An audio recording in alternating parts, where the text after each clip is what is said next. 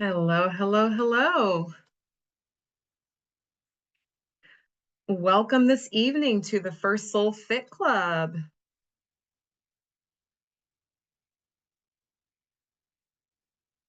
think we have a couple of people who are joining us. We're getting admitted. We're 6 o'clock and we're about to get started. I'm so excited to have you all here. So, again, if you don't know me, and I hope you do, I'm Dr. Michelle Cook.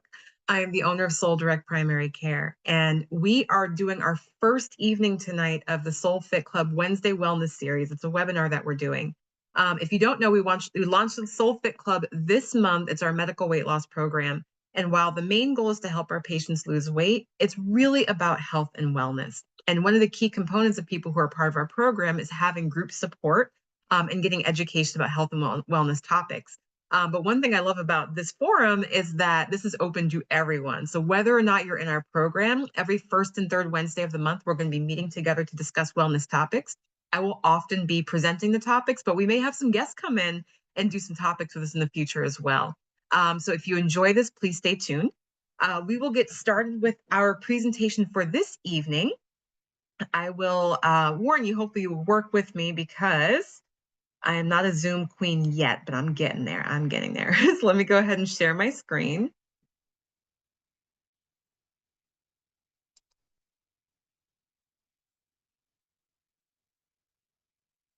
Okay, I believe I am sharing. We're going to get ready to start the presentation. Where's my presentation? Slideshow. Here we go. All right, let's do it from the beginning. Now, what I will say about this presentation tonight is, if you all know me, I love being interactive. This is not a sit back and not participate type of presentation. We are going to have some interaction tonight, so please make sure you pay attention and that you jump in when I ask you to volunteer. So today's topic is wellness, the secret to losing weight and living better. So let's talk about what those secrets are. First, see wellness. First, a disclaimer. So this is informational purposes. Some of you here, I may be your doctor. So if you have medical questions, you can certainly ask me when we do follow-up visits or when you contact me through the portal. But this is not a substitute for medical advice. So if you do have any medical questions or medical follow-up, please make sure you follow up with your own doctor if that is not me. So let's talk about what well is. Well means that we are in good health, free or recovered from illness. And I wanted to expound upon that and create and talk about Well-N.E.S. And we've created an acronym here. So that N-E-S-S stands for something. So let's talk about that, what that wellness is. Before I start, if you'd like to, I just want to make sure the chat is open for everybody. Okay, everybody can participate in the chat now. Does anybody have any ideas what this wellness stands for, the N-E-S-S? You're welcome to drop it in the chat.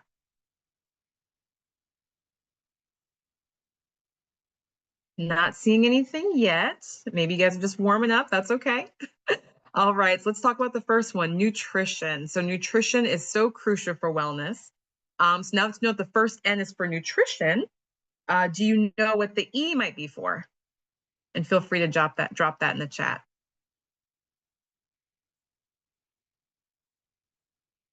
All right, seeing none, we can move on. Our E is for exercise, and then we have two S's. So does anyone have any idea what either one of these S's stand for?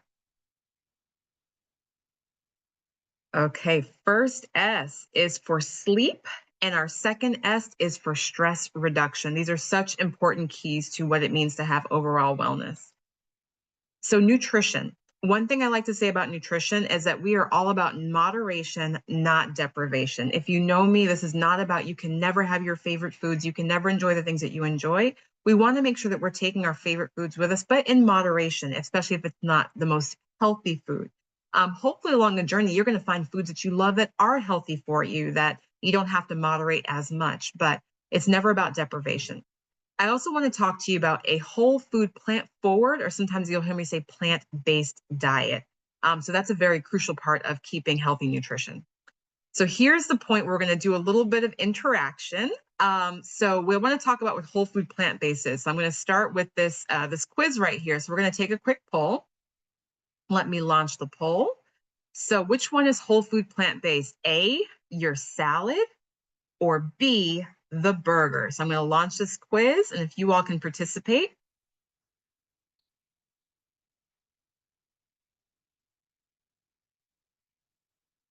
Okay, we have it. And your answers are anonymous here, so no one's going to know what you said. We've got 33% responding. Does anyone else want to include the poll? I see we have a hand up. This one, we're not going to do hands right at this minute. This is for the answer the poll. So you should see a link on your, a link that you can click. Okay, I'm going to wait till 40 seconds. I'm going to close the poll to see if we have any more respondents. Which one is whole food plant-based, the salad or the burger? A for salad, B for burger. Very good. Okay, let's end this poll, and I'm going to share the results with you. So you guys are correct. The salad is the whole food plant-based option. So I'll stop sharing there. So when it comes to whole food plant-based options, a whole food plant-based means that the food is in its whole form and not very processed. So we look at a salad, every component you can recognize from nature, whereas a burger is going to be very processed. So that was a freebie. That was more of an easy one. Let's go to one that might be a little bit more challenging. Oh, there's the answer, your salad. So let's do this one. What about between a salad or a VH juice? Which one is whole food plant-based? Let me go ahead and launch the poll again. We are going to relaunch that poll. Okay, the poll is open. Please participate. If you think it's the salad, go with A. If you think it's the V8 juice, go for B. Keep it open for about 30 to 40 seconds. Okay, I've got some answers coming in. I'm liking this. Okay, everybody has responded. I'm going to end the poll and share the results with you. So if you see, most of you answered B, which is, I'm sorry, A, which is the correct answer, and that's the salad. So I'm going to go back here to this V8, and I get this question a lot. What I don't like about nutrition advertising is we tend to look at things like this V8 juice as being a healthy alternative to having something like a salad. Is it the worst thing that you can consume? Probably not. But this is not whole food plant-based. Whole food plant-based means that your food is minimally processed. By the time you start putting fruits and vegetables through a juicing process, through a blending process, you've actually changed their properties, and it changes the way that we experience them in our digestive system. They are not as healthy for us. We don't get the same fiber benefits. We don't get a lot of the great benefits as if we had consumed it in its whole form. So yes, while these are from natural fruits, it's not in its whole form. So that's the difference between whole food plant-based. All right. So we had that answer again. Okay, let's take the salad out of it and let's do another one. So this one is, which one's whole food plant-based? A, the veggie straws, or B, the veggies that are cut up in the kind of crudité formulation. So I'm going to go ahead and relaunch this poll, and let's see who participates.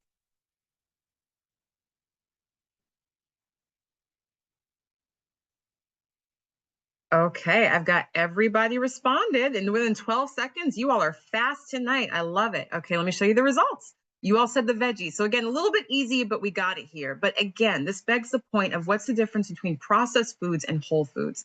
Processed foods usually have to come into some type of packaging or a bag. So you may have heard someone say that when we look for the healthiest foods when we go to the grocery store, they tend to be in the perimeter if you're walking around the grocery store and not so much in those aisles. Once we get to the aisles, we're talking about food that's usually highly processed. There's some process it had to go through to make it become whatever it is, and it does not look like its original form. So with whole foods, when you look at them, you can really identify where they've come from in nature. So if I look at this, I think this is zucchini here. I know what that looks like in nature, a bell pepper. I've got some parsley here. I've got some celery. Like, that's identifiable. When we take it through whatever process it went through, where they emulsify it and bake it and fry it, and we get these veggie straws, they tend to fool us and say, oh, these are healthy because they're vegetables. But no, these are the vegetables. This is our whole food option, and this is going to always be the best option. So again, are these veggie straws bad for you? They're not the worst for you, but we shouldn't eat them thinking that we're getting a serving of vegetables. It's probably a little bit better than doing a basic bag of chips, definitely better than doing a bag of Cheetos, but this is not a whole food plant-based option. So if it's not looking like whole foods or something you get on the perimeter of the grocery store, then it's not going to be your healthiest choice. So you got the veggies right. All right, so we talked a lot about the whole food plant-based. So it emphasizes whole, unrefined, or minimally refined ingredients. So we haven't touched it very much. And we limit animal products. When many of my patients hear me say whole food, plant-based, or plant-forward, I think the first thing that pops into their mind is like, oh, Dr. Cook wants me to be vegan or vegetarian. I will tell you tonight, Dr. Cook is not a vegan or a vegetarian. I probably will always eat some form of meat, but we do know that the less meat you eat, the better. And sometimes no meat is better, but you can still be whole food and plant forward while still enjoying meat products. So one of the examples I like to give, if you heard me speak about this, is if you do a salad and you have some chicken strips or shrimp on the top, that's whole food plant-based. The majority of that food is from a whole food source. So you can still consume meats and still consider your diet whole food plant forward. So we're avoiding those processed foods. We're really getting fiber-rich foods, including healthy fats like healthy oils, avocados. You can do frozen things. So, getting fresh fruits can be difficult, but it's still in its whole form if you do frozen or canned vegetables. And we encourage experimenting with spices. A lot of people feel like vegetables and whole foods can be boring to eat, but we have so many spices out there that we underutilize. We have so much more than just salt and pepper. So I want to make sure that you're experimenting with spices to really elevate your food and making it more enjoyable. So the whole food plant-based diet is really very flexible. What it's really trying to get away from is the highly processed food. Sometimes we call that the SAD diet, which is, I think, the perfect acronym, but that stands for the Standard American Diet. And as Standard American, if we're living in this country, that's usually what we're eating. We need to get back to that whole food plant-based. Okay, so we're going to move on to the E of our acronym in wellness and talk about exercise. So you guys know I'm enjoying these polls. I love, I went too fast. I went too fast. Hopefully you guys didn't see that. Oh, now I can't get to my poll. It's gonna, all right. Well, you guys probably saw the poll already, but we're gonna relaunch the poll. Oops, not this poll. Yes, that is the right poll. I'm sorry. We're gonna relaunch the poll. So which one is exercise? A, the step aerobics, or B, the gardening? Please go ahead and weigh in.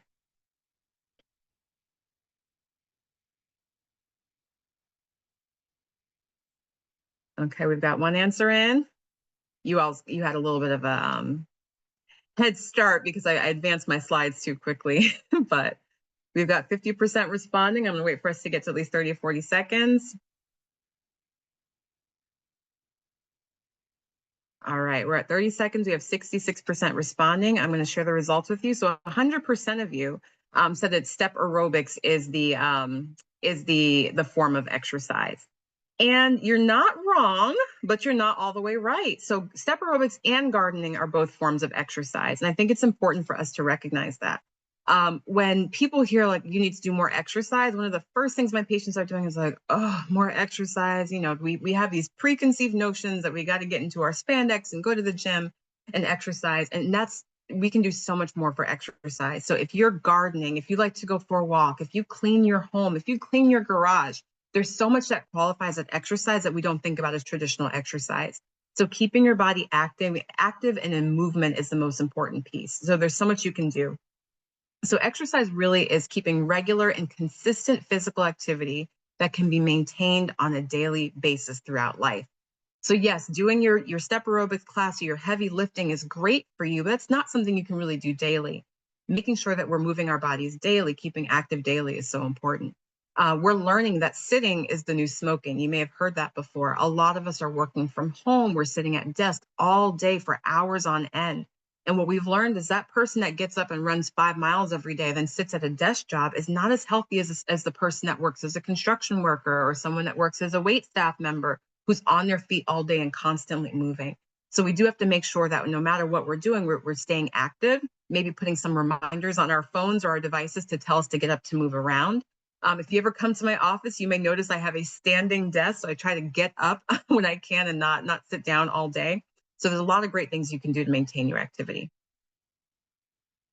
All right, here is another poll. So true or false?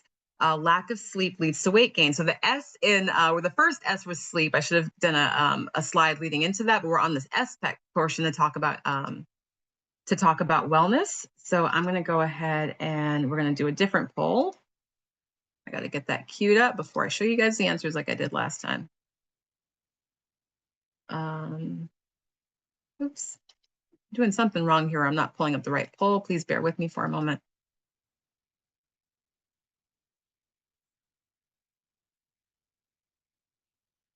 I'm so sorry. Allow panelists to vote. This is the wrong poll. Oh, back. Let's go to this poll. Okay, here's the right poll. True or false? All right, so the poll is open. So the question again is lack of sleep leads to weight gain. Is this true or is it false?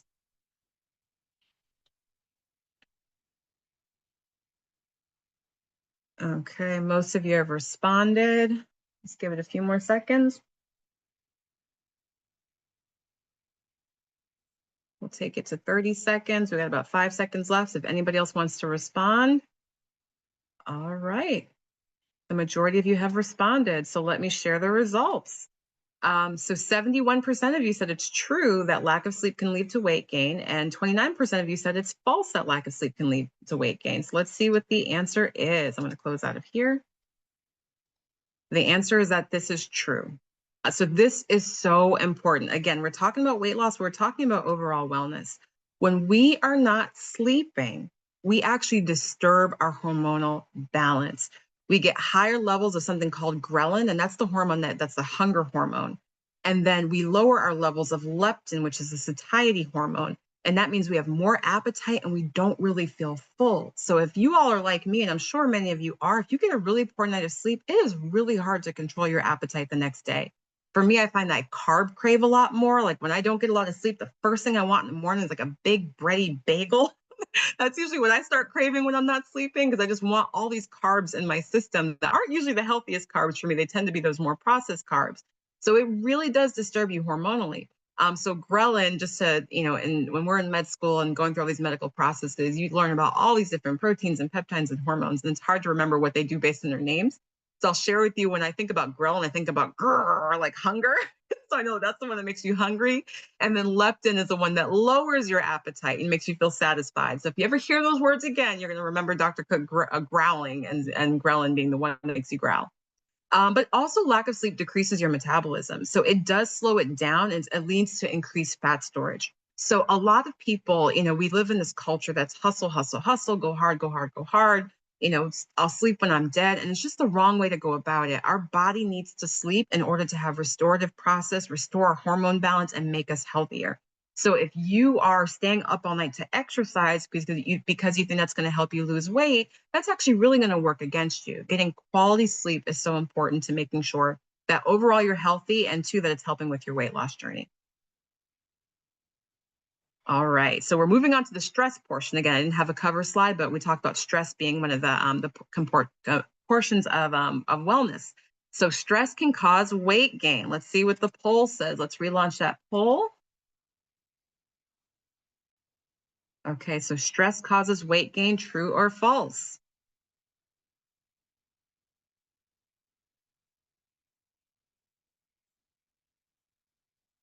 Wow, you guys are answering fast today. Okay, I'm gonna give it a couple more seconds, but almost everybody has reported. All right. So, oops, it looks like everybody's reported. All right. So I'm going to share your results. 100% of you said true. 100% of you said true. So is it true? Let's see. So it's a trick question again. So both stress can cause weight gain. It also can cause weight loss. Now, if you're Dr. Cook and you're stressed, you're going to gain weight. But many of us have probably had that friend or family member that we know is so stressed out and that they're just shedding pounds left and right. So stress is just not good for our bodies in general. So our focus is really to help people who are struggling with weight gain. But when we are stressed, again, it screws up your hormonal balance. It actually activates your adrenal glands. You're releasing more cortisol, which is going to increase your appetite. So when you're under stress, I tell people to think back to like the caveman days, right? So if you're under stress, your body's saying this is a stressful time period. We got to survive this winter. We got to pack on these pounds because we're not going to make it if we don't eat all our food now. So it does drive you to want to eat more. It tends to be the things that aren't as healthy for us, the sweet, the salty, the fatty things that our body doesn't need as much of. But on the contrary, there are several people that can start to lose weight when they're or lose weight because of stress. And many times this happens because it can decrease appetite. This is when we start having mood changes. So I don't know if any of you have ever gone through a bout of a mood cycle where you may have experienced depression or anxiety, and it really can take your appetite away. You're just not very hungry. Another common symptom of stress is just abdominal discomfort, GI discomfort. So a lot of people have that belly pain. And we're looking for answers. We might be going to all these GI doctors and taking these antacids, and one of the secrets can be stress. And if you're dealing with a lot of indigestion, we really have to check our stress levels and see if that may be the cause of it. But as you can imagine, if your stress is high and your stomach is just killing you all the time, or you feel very uncomfortable or bloated, you're not very hungry. So stress can do both things. It can lead to weight gain or weight loss.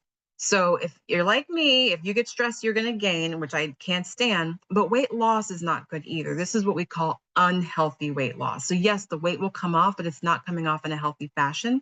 We tend to burn things we don't want to burn, such as muscle compared to fat. It's also raising those hormone levels that lead to other processes in our body that aren't so helpful, like hypertension and just things that we want to avoid. So you might feel like, oh, I get stressed and I lose weight, and that's a great way to lose weight. It is a terrible way to lose weight. This is unhealthy weight loss. So this is a question for you all, and this is a no right answers here. Remember, your questions or your polling is anonymous. But I wanted to just do a room check for you all and see for you, what do you feel like your stress levels are well controlled? So we're going to relaunch that poll. I'd love to hear what your answers are to that.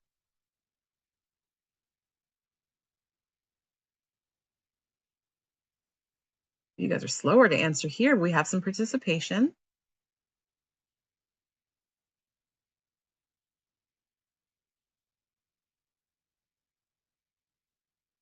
Here we got about 10 seconds left. So if you'd like to weigh in, please weigh in. Remember, this is anonymous. No one can see your answer. We're just going to see general percentages of the poll. All right, we're at 30 seconds. So I'm going to end the poll and let's share the results. So most of you actually say that your stress is actually pretty well controlled. I'm really glad to hear that. But I have some of you that say that it's false, that your stress is not well controlled. So we're going to talk about some strategies to help with stress management.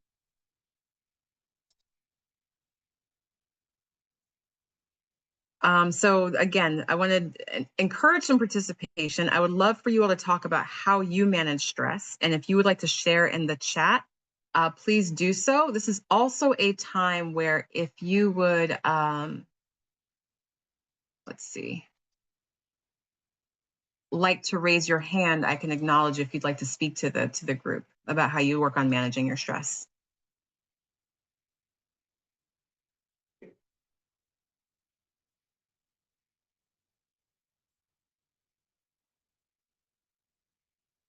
I don't see a hand raised, but I do have, of course, another poll. I just think these are so much fun. So I'm going to go back and see.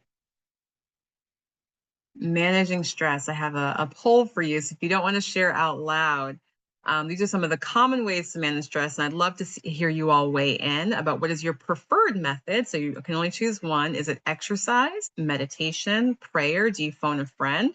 Stress? You can manage it? I had no idea. Or other. Again, these answers are anonymous.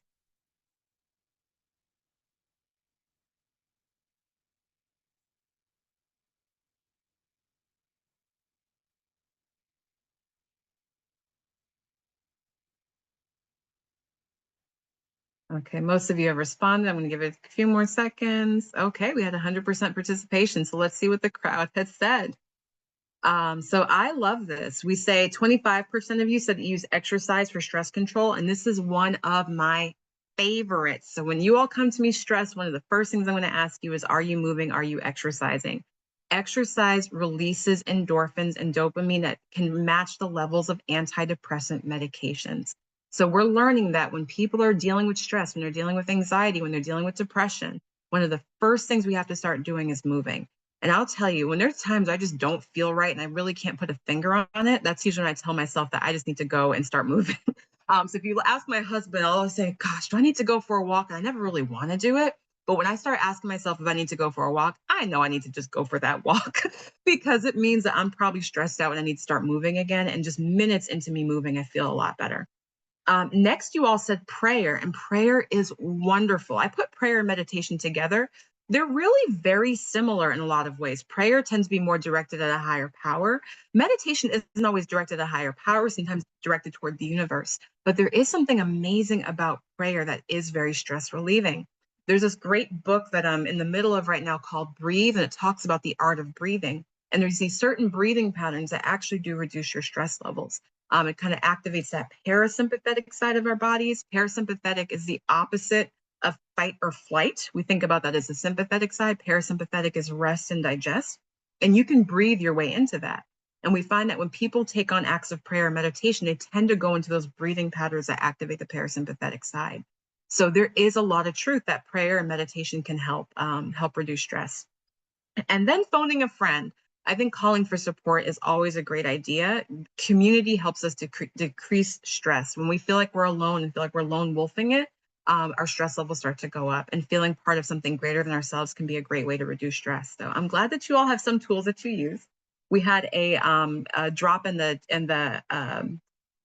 chat that said recently started riding Peloton 2 to 3 times per day. That's quite a bit. Those Pelotons are pretty addictive for all the right reasons.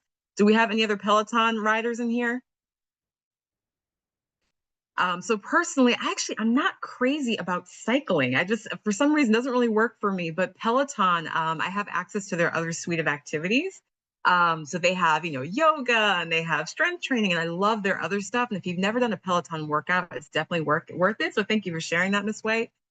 Because their workouts are really encouraging, and their trainers give a lot of great encouragement about, committing to your workout and showing up for yourself. And it doesn't matter how much you get done, just the fact that you tried. And I agree with all of that. I hear that we do 15-minute rides for a short burst, and this is perfect. I'm so glad you said that.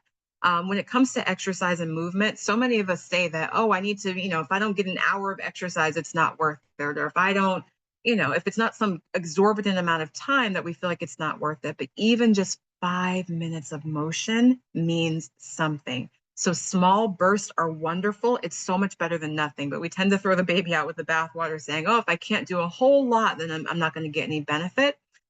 We find when it comes to exercise, the greatest benefit actually goes from doing nothing to doing something.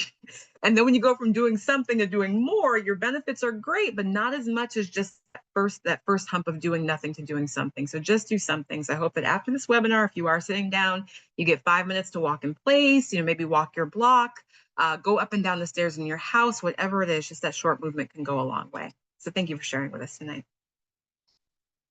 All right, what do I have next? So I wanted to share, we talked about wellness, we talked about nutrition, we talked about exercise, we talked about sleep, we talked about stress. And I would love to know, if you are willing to share, there's no poll here, if you think there's a place where you struggle with any of those topics. I'd love to hear from you. We'd love to share in the crowd if there's things that people do that help them feel better. Or any of you struggling with nutrition, feeling like that's a hard thing to tackle in your life? Is exercise a challenge? Sleep is one of the biggest ones I hear, that we're probably in denial about how poor our sleep can be. Or how about stress reduction? Well, I'll share with you all right now. I have one that says grief. Oh, grief is hard. Grief is hard. So I definitely have some thoughts about that. But is there anybody like to share how you have dealt with grief before? Because grief kind of relates to stress, and it can lead us to not have great nutrition. It can lead to not exercising as much.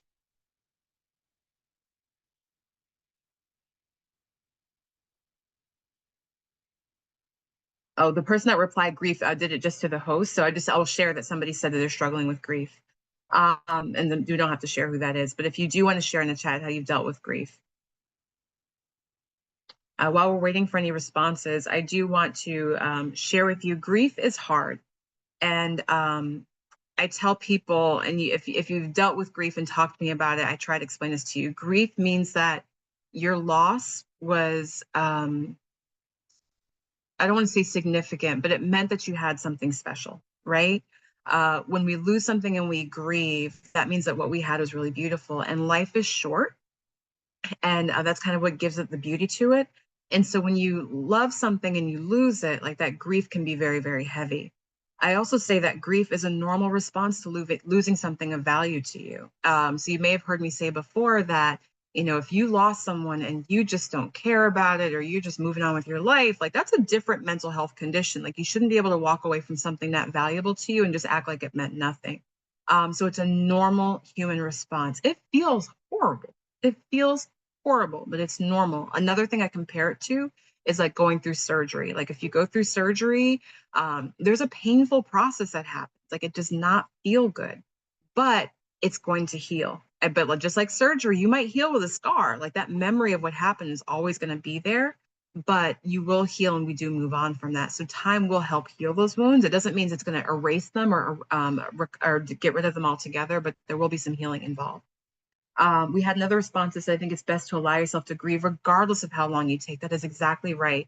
Grief tends to be kind of a lifelong process. And I find that it kind of goes in fashion where it really peaks and then it kind of tapers, where it doesn't tend to go up as much. But you always remember that, especially the first year or two after grief, it can be very heavy. And thinking about those memories can be very painful, sometimes leading us to tears and just, having moments where we have anxiety attacks or breaking down. But then as we move forward, we can hit that space where we can look back and sometimes have more positive memories. We can laugh about some of the things we've been through. But that loss, that ache doesn't really completely go away, but it does get a little bit easier to manage. So I really appreciate you for sharing that, because when we're dealing with grief, it definitely can affect our wellness. So I think it's normal to kind of get it shifted out of your wellness initially, but we want to get back to those principles that help us feel better. When we eat better, we feel better. When we exercise more, we feel better. When we sleep more, we feel better. So if you're dealing with grief, leaning into those wellness properties is actually going to help a lot, especially on the exercise. So I do want to challenge you again. I want to know how all of you plan to commit to wellness this upcoming week. So you can drop an answer in the chat. You can share it with everyone, or you can share it specifically with me. This can, if you want to keep it anonymous, but I'd love to know what commitment to nutrition, to exercise, to sleep, or to stress that you plan to work on this week, now that we've discussed some of the principles of wellness.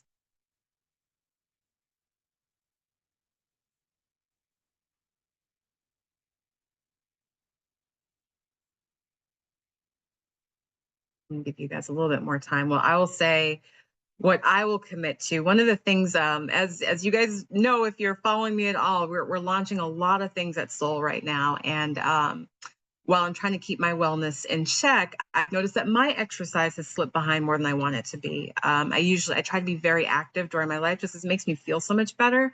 But with doing things like putting together webinars and launching fit programs, it's taken up a lot more time, which has taken away from some of my wellness time. So exercise has kind of suffered, and I'm not happy about that. I will tell you again, I try to practice what I preach, dose dependent. Every morning, I usually do at least 5 minutes of exercise. So if you guys know me, yoga is one of my favorite things. I have an app I use for yoga. It's a Yoga Down Dog app, and I will literally put on a 5-minute yoga session, and I'll do that session. And that session helps me feel so good in the morning, not only because it gets my body moving, but with yoga, it also incorporates a lot of meditation and breathing. So those breathing exercise really help start off my day. I also try to take walks whenever I can. So if I can get it in the morning, great. If not, sometimes I come home from work, a quick lap around the neighborhood will do it for me.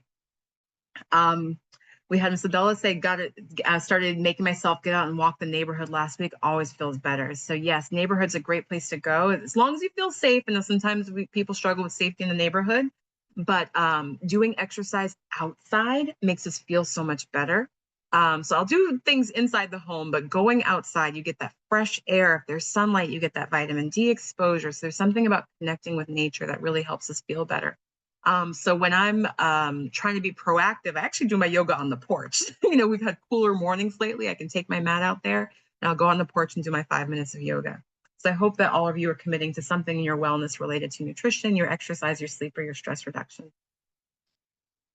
So this is going to conclude our session. I have a couple of announcements on the back end, but I want to thank you all for sharing the first Soul Fit Club Wellness Wednesdays. Again, I have to announce that we are launching our medical weight loss program.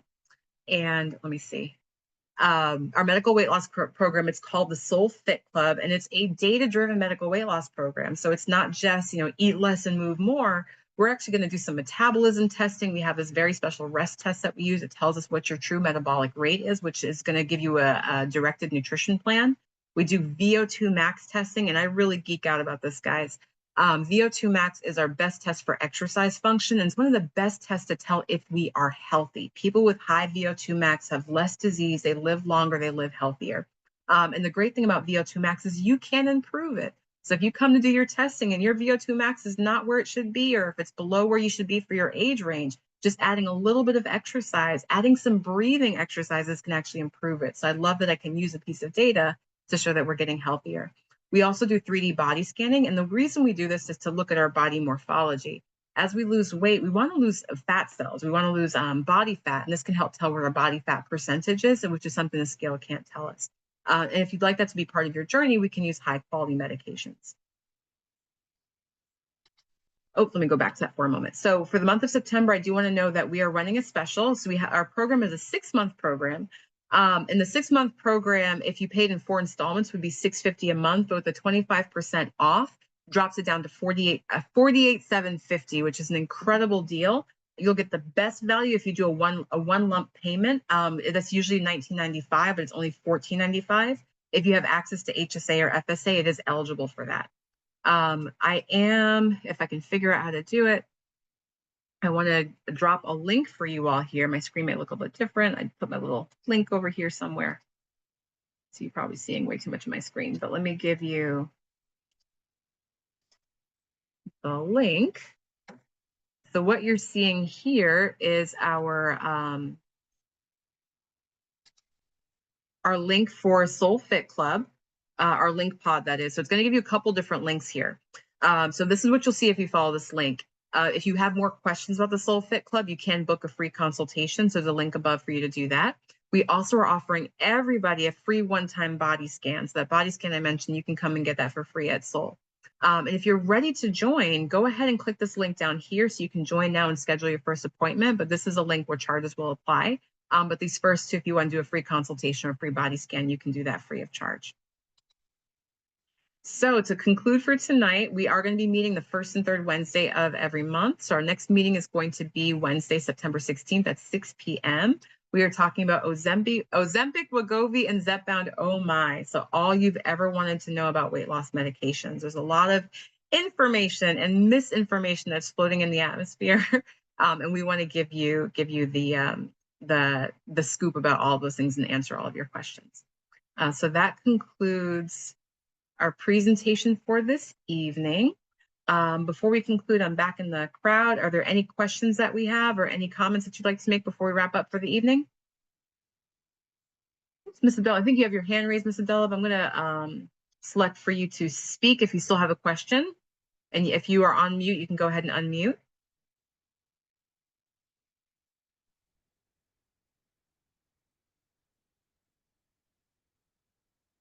It looks like you've unmuted, but we can't hear you if you're speaking. At least I can't hear you if you're speaking.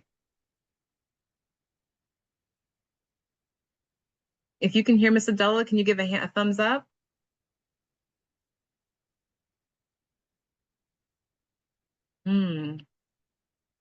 Unfortunately, for some reason, I'm not able to hear you at this time. It looks like you have permission to speak. Yeah, you unmuted yourself. I got to make sure my audio's up. Yep, my audio's up. I'm sorry that we can't hear you, but if you wanted to post something in the chat, we can. Is there anybody else?